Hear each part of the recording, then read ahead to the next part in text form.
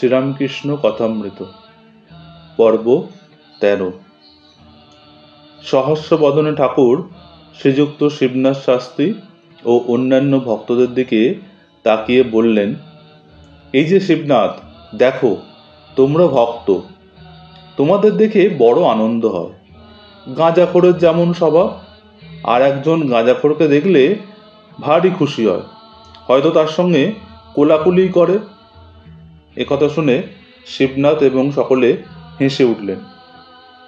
রামকৃষ্ণ বলে চললেন, যাদের দেখি ঈশ্বরে মন নেই, আমি তাদের বলি তোমরা একটু ওইখানে গিয়ে বসো, অথবা বলি যাও রানী রাসমণির কালীবাড়ির মন্দির গিয়ে দেখো গে।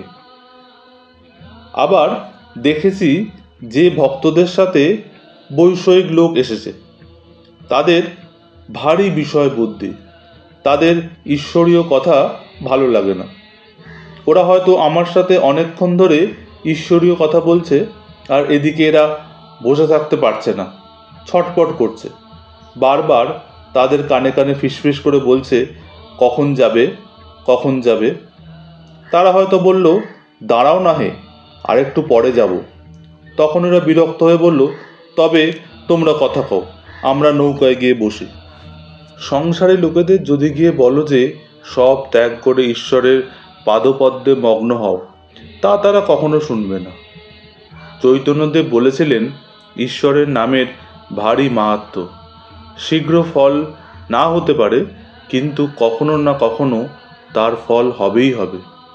যেমন কেউ বাড়ির কার্নিশের ওপরে বীজ রেখে গিয়েছিল, অনেক দিন পড়ে পড়ে বাড়ি একসময় ধূলিসাৎ হয়ে গেল, তখনও সেই বীজ মাটিতে পড়ে গাছ হলো, তার ফলও হলো। শ্রীরামকৃষ্ণ বলে চললেন, যেমন সংসারীদের মধ্যে সত্য, রজ, তম এই 3 গুণ আছে, তেমন ভক্তিরও সত্য, রজ, তম এই 3 গুণ আছে।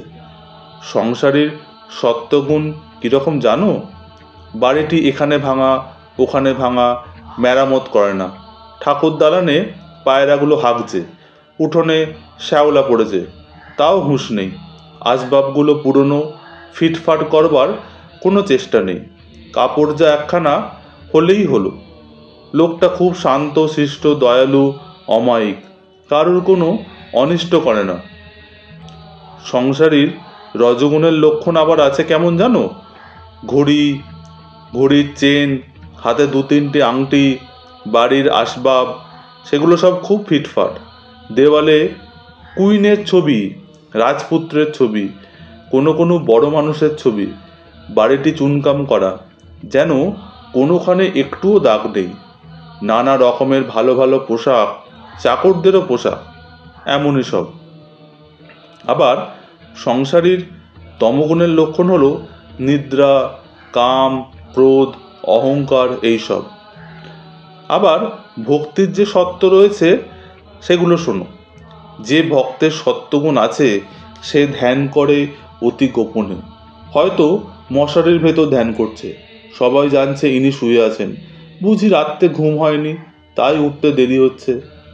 এদিকে শরীরের ওপর আদর কেবল পেট চলা পর্যন্ত, সাকান্ন পেলেই হলো, খাবারের কোনো ঘটা নেই, পোশাকের আড়ম্বর নেই, বাড়ির আসবাবের জাঁকজমক নেই।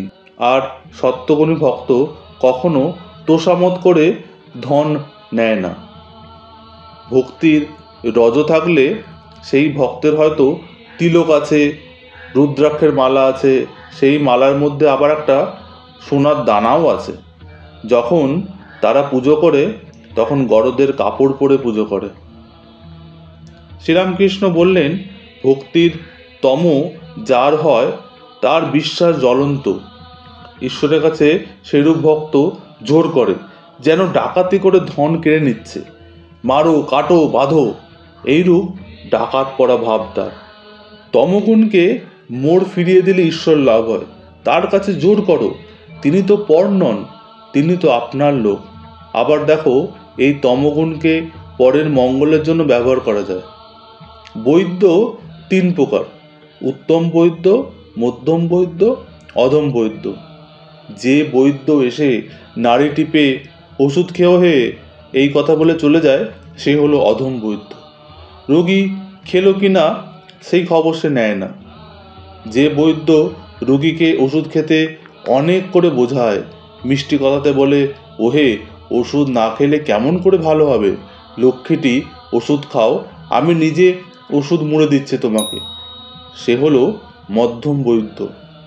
আর যে বৈদ্য রোগী কোনো মতে না খেলে সেটা দেখে বুকে হাঁটু দিয়ে জোর করে ওষুধ খাইয়ে দেয়, সেই হলো উত্তম বৈদ্য। এইটি বৈদ্যের তমগুণ, কিন্তু এই গুণে রোগীর মঙ্গল হয়, অপকার হয় না। রামকৃষ্ণ বলে চললেন, বৈদ্যের মতো আচার্য বা শিক্ষকও তিন ধরনের। যিনি ধর্ম উপদেশ দিয়ে শিষ্যদের আর কোনো খবর নেন না, সেই আচার্য অধম।